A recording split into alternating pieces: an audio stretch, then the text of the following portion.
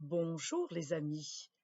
Aujourd'hui, je vais vous lire une histoire de Cécile Roumiguière et Barou, Ogre, Cacatoès et Chocolat.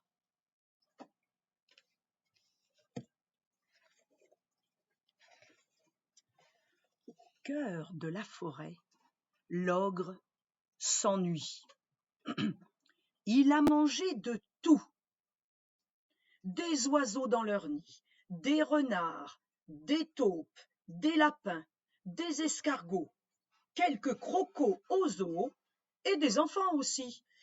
Il a tout croqué, tout goûté, et il bâille. Oh, que faire? Quand il s'ennuie, le problème, c'est que l'ogre a faim. Il faut qu'il mange, c'est plus fort que lui. Il cueille des baies sauvages, ramasse un vieux champignon, de l'automne dernier, bien sûr. Pouah, ça sent mauvais.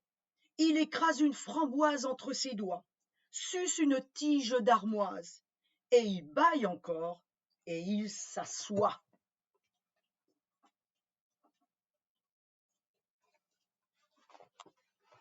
Dans sa maison, au bord de la forêt, Manon se réveille.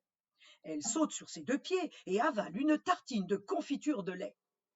Dès qu'elle est habillée, elle s'occupe de ses petits papiers. Manon est une collectionneuse de mots. Elle en choisit un dans le dictionnaire. Elle l'apprend, le tourne, le retourne dans sa tête, puis elle le recopie sur un petit bout de papier. Elle écrit des mots porte-bonheur pour se protéger. Et d'autres mots, mais très très longs, des mots pour rêver. Quand les bouts de papier sont pliés, Manon les range dans son sac. Voici quelques-uns des mots qu'elle a rangés dans son sac. Fil, rêve, mer, anis, tuba, et s'y mélange avec cacatoès, palétuvier, tramontagne, et des mots très compliqués, comme cristallographie, embrouillamini, coléoptère, ou encore, attention, encore plus long, circonvolution. Son sac sur l'épaule, Manon crie à sa maman. « Maman, je sors, je vais te cueillir un petit bouquet.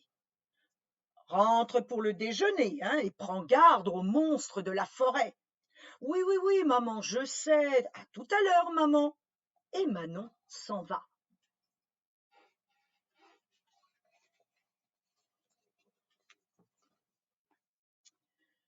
Sous un arbre, l'ogre s'est endormi. Mais on le sait, les ogres ne dorment jamais vraiment. Tout à fait. Quand Manon s'approche en chantant à tue-tête, l'ogre ouvre un œil. Tiens, tiens, une petite fille. L'ogre va pouvoir s'amuser un peu, pense l'ogre. Quand le vent caresse les ailes du moulin. Manon chante si fort qu'elle n'entend pas le cri de l'hirondelle qui l'avertit du danger. La roue coule et coule le grain. Manon marche si vite qu'elle ne voit pas les signes désespérés du lièvre au bord du fossé. Tourne, tourne, moulin aux grands bras, tourne, tourne et farine fera.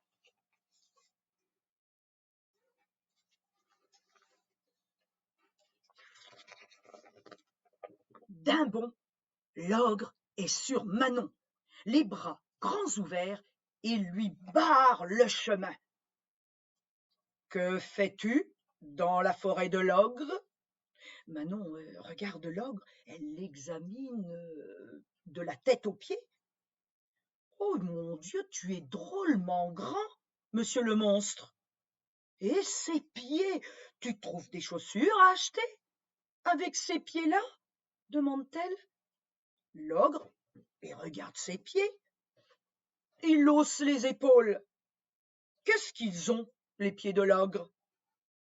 Ils sont si grands, si larges. C'est simple, on dirait des barques et des péniches.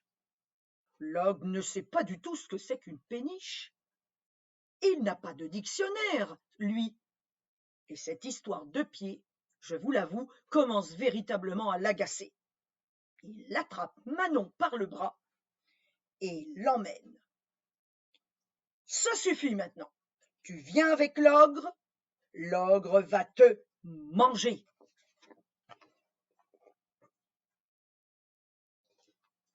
Et c'est la fin de la première partie. La suite au prochain épisode.